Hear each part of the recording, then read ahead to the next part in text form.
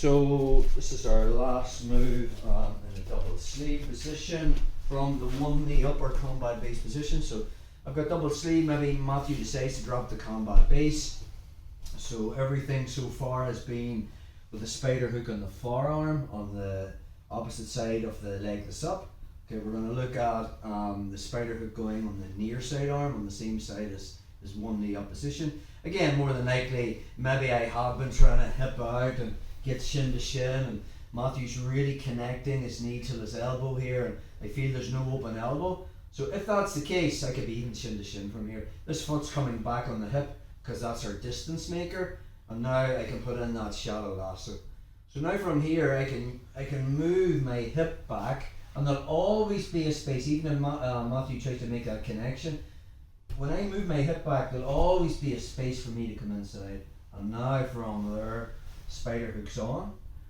Once I get to here, that foot that was on the hip just drops to his leg, but it's not scissoring as in the scissor sweep. The strength of spider guard is when I pull the far side shoulder towards me, I just need to push the near side shoulder, and the second it comes off the hip, Matthew's already going down. Now again, he'll want to come up, so I'm keeping that far shoulder back with the spider hook. He'll want to withdraw that elbow, and I'm keeping it pulled. The other reaction he can do is bring his knee inside into like a single leg X position. So I can use my leg as a block, and I just fill the space, bring it in. I can turn my knee up, looks a bit kind of unorthodox, try to come inside that space.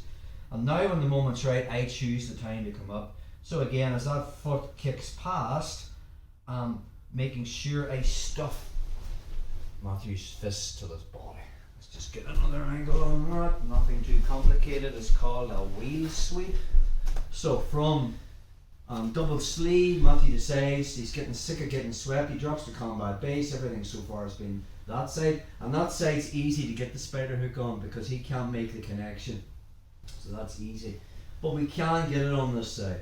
So placement is, if I have the spider hook on this side and maybe nothing was happening, foot's coming back on the hip, shallow lasso comes in, and now I need to create a little bit of space here. How do I do that? I walk back on my shoulders to create that space. Foot's coming in, and I just kick it on the inside. Now I just scrape the foot, get his shoulder past. That's a very easy sweep. And again, we want to be patient. We're not just charging straight up. So I'm waiting on the move. As he comes in, I'll fill that space. So I'm making sure that bottom leg can't come in. If he tries to come up on his elbow, I'll be pulling it this way. And after several attempts of him trying to get up, all I'm going to do is kick my leg past, and I stuff his fist to his body, and we'll get one more angle on this side. So from double sleeve, he drops the combat base. Again, if I originally was there, it's coming back to the hip, shallow lasso. There's your distance maker. Try to get close. I just move my body back. That'll always be on the inside. And now that drapes. That's not doing anything. It just makes a bit of a block. And now I'm filling that space. If you're aware of his reactions, coming up is easy. So now it's just this. So that is the wheel sweep from the one knee up position with the spider hook on the same side.